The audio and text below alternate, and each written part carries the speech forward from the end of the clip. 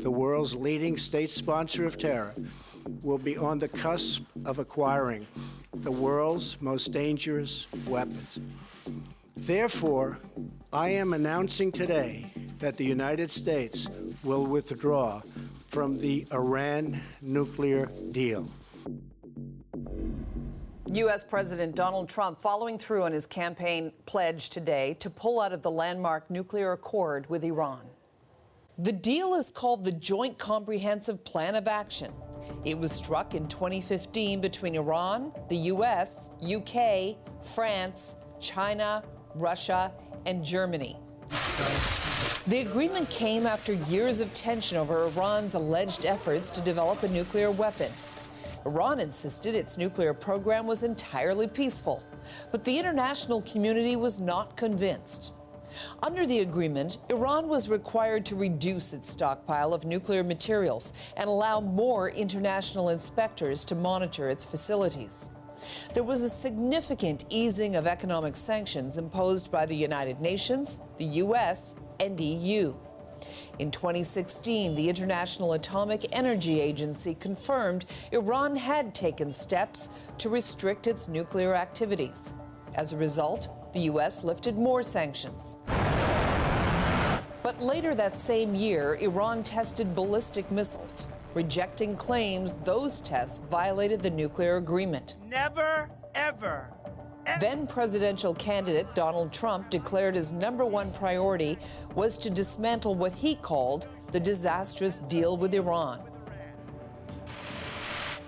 And today he delivered on that promise, pulling out of the deal and potentially unraveling a signature foreign policy achievement of his predecessor, Barack Obama. Today, I want to update the world on our efforts to prevent Iran from acquiring a nuclear weapon. Okay, I say potentially because there is work behind the scenes to make this agreement work. What is the impact really of the U.S. pulling out of this agreement, especially now that Iran is giving the other members of the agreement a chance to keep it alive? This is what Iran's President Hassan Rouhani tweeted out just shortly after Donald Trump made his announcement. Iran will be conferring with the world's two superpowers, Russia and China. So, did the U.S. unwittingly make itself irrelevant on the world stage? Let's now turn to our panel with their thoughts on this decision and what they think may happen going forward. Joining me in Toronto is Bijan Ahmadi. He is the president of the Iranian-Canadian Congress. Also in Toronto, we have Janice Stein, the founding director of the Munk School of Global Affairs, and Matthew Bunn in Newton, Massachusetts, the professor of practice at Harvard University's John F. Kennedy School of Government. All right, let me start with you, Janice Stein. Donald Trump has done it, pulled out of the deal, no surprise there. He says this will make the world safer. Is the world safer tonight? I actually don't think so, Carol. This agreement restrained Iran. It was not a perfect agreement. There were certainly going to be issues in 2030 once the agreement expired. But there was a period of time when Iran was restrained. Iran was abiding by it. Those restraints are gone. U.S. allies are discouraged. They tried very hard, European allies, to persuade him not to do this. He has left the door open now to Russia and China to take the lead on this. He has no real strategy. He has said Iran will come back to the table. But why would anybody, much less President Rouhani, come back to the table after the United States violated agreement that it itself had signed? Yeah, Bijan, do you think that Iran will come back to the table?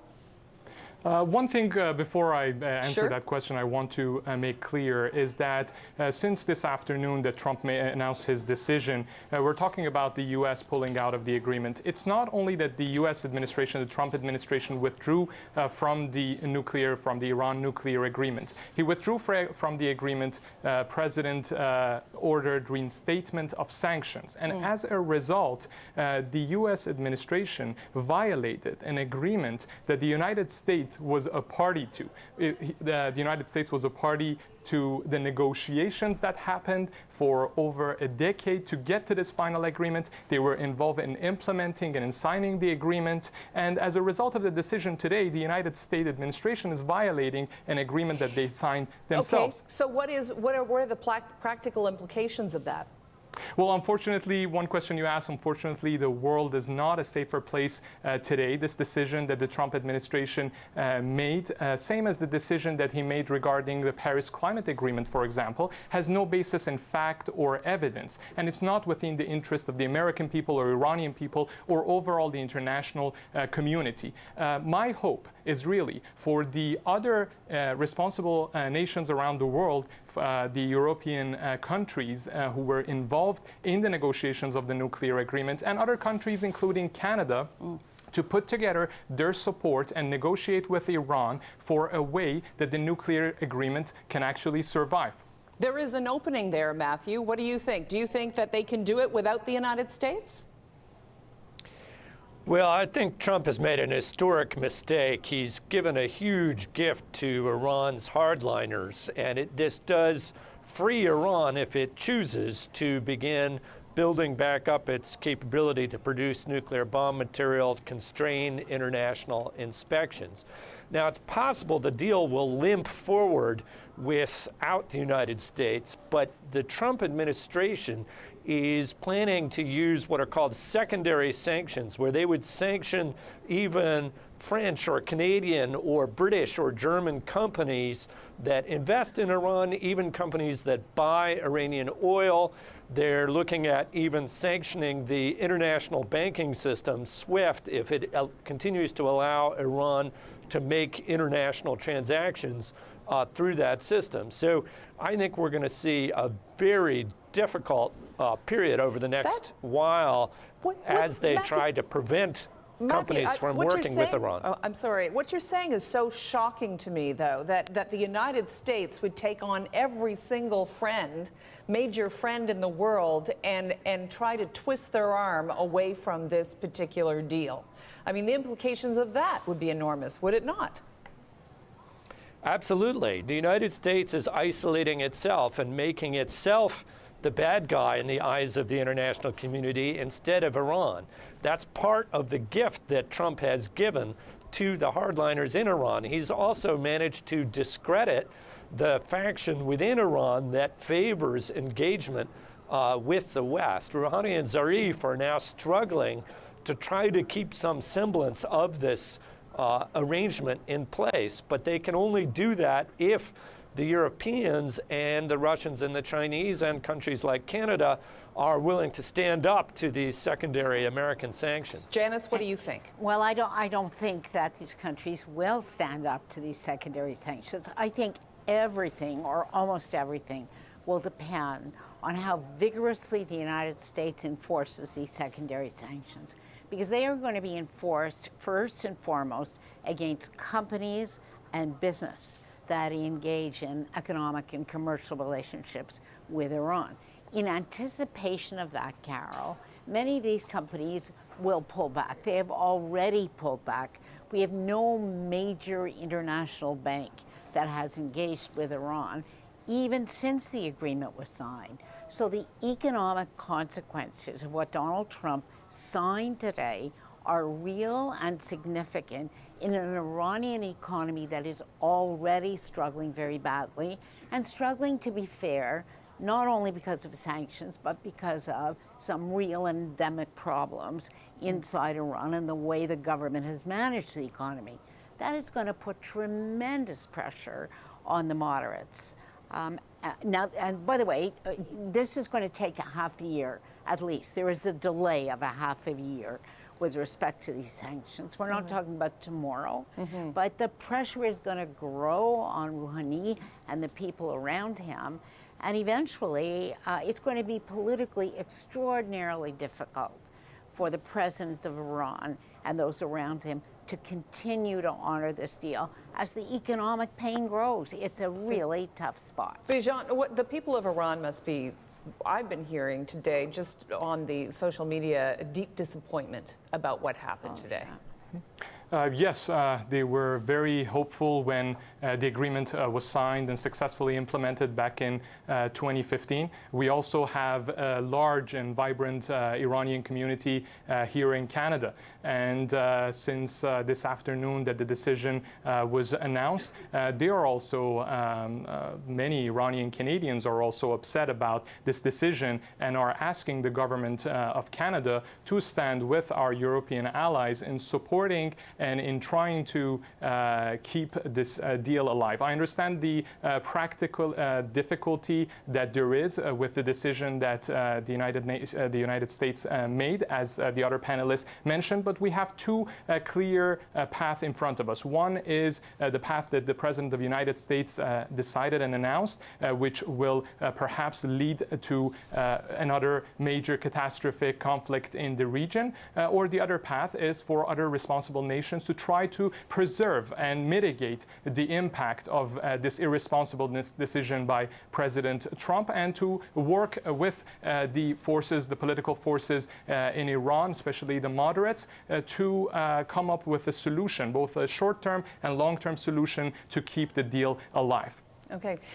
Here was Chrystia Freeland's statement.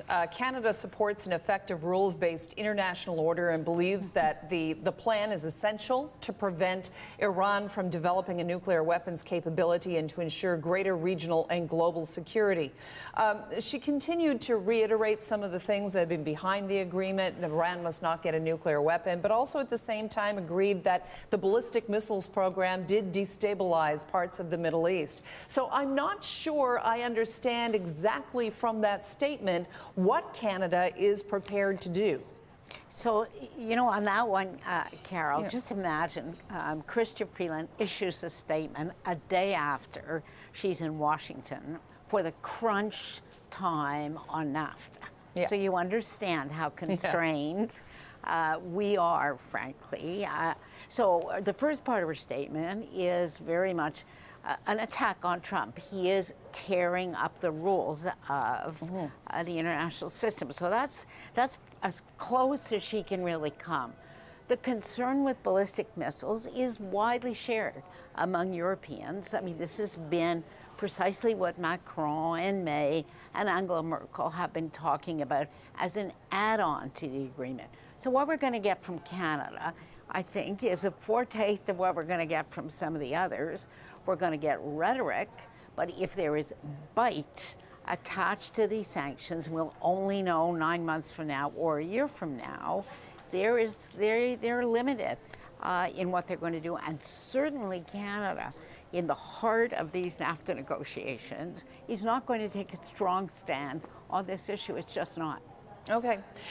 Matthew, I want to come to you now because the reason that and part of it has to do with this ballistic missile program. Several of the reasons that Donald Trump put out there today. Iran was using the money that they had accumulated because of the lack of sanctions to destabilize the Middle East, that the dictatorship used its fund to build nuclear-capable missiles and support terrorism, and that if he allowed this deal to stand, there would soon be a nuclear arms race in the Middle East.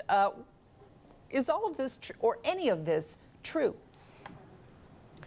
Most of this is nonsense, and I think, unfortunately, there's now a much greater chance, now that Trump has pulled out, that we will see a nuclear arms race in the Middle East, because now Iran is freed from these restraints. Iran, under this deal, had cut the number of centrifuges that would allow it to enrich uranium for nuclear bombs by 2/3. It had gotten rid of 98% of the stock of uranium it had already enriched that would have given it a big head start on making nuclear bomb material.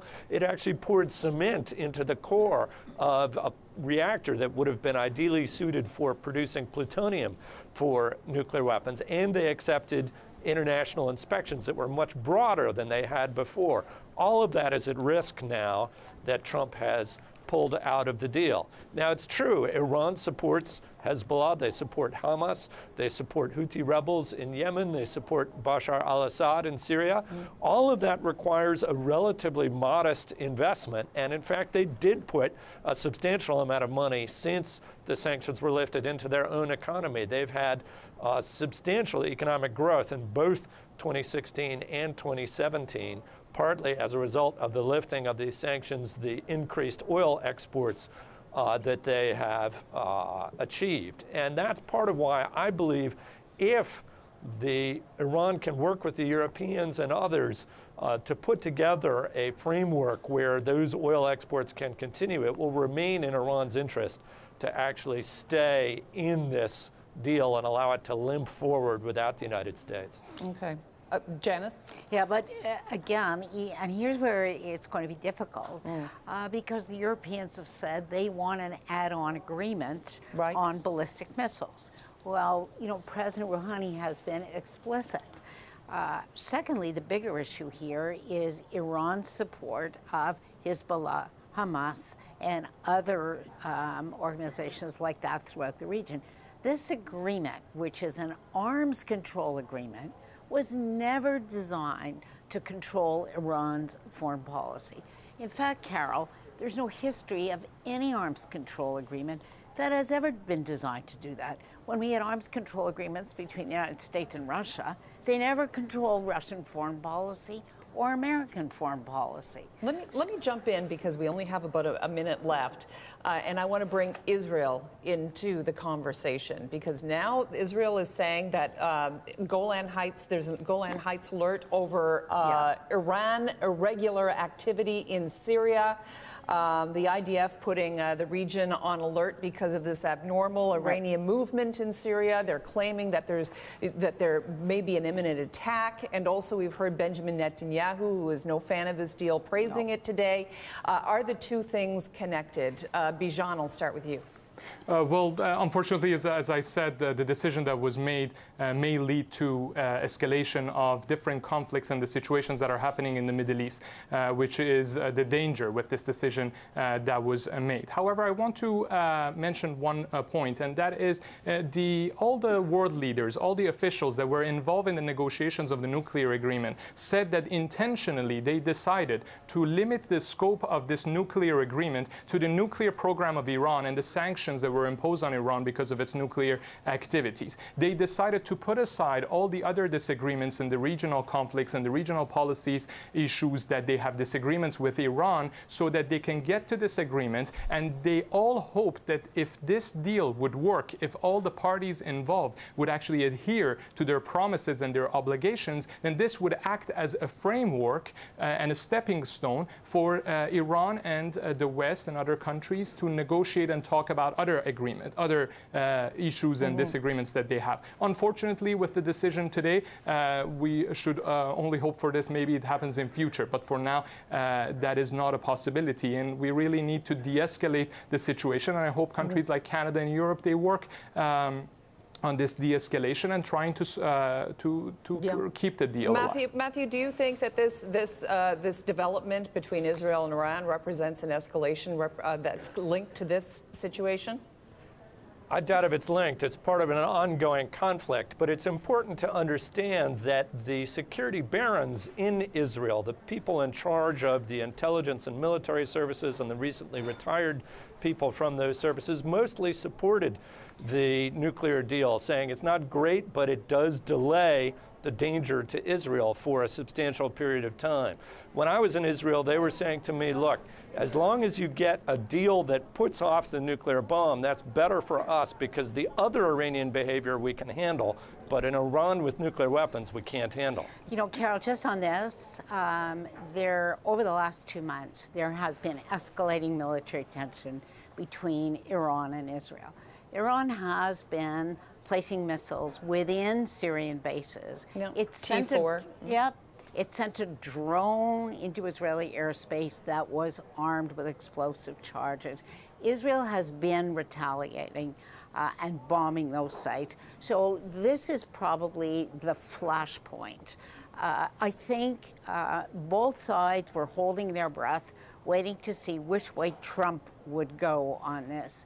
But it is, now that this agreement is disrupted, it is entirely credible that there will be an escalation precisely along that frontier, because the Iranians, they're, you know, and the Republican Guards overseas are the group within Iran that has the greatest interest in escalating right now, and they're on the ground precisely in this really tense part of the world. All right, well, we'll leave it on that note. We'll see if the next step is a military one or a diplomatic one. Bijan Ahmadi, president of the Iranian-Canadian Congress, Jenna Stein, founding director of the Munk School of Global Affairs, and Matthew Bunn, professor of practice at Harvard University's John F. Kennedy School of Government. Thank you all for joining me tonight. Pleasure. Thank you.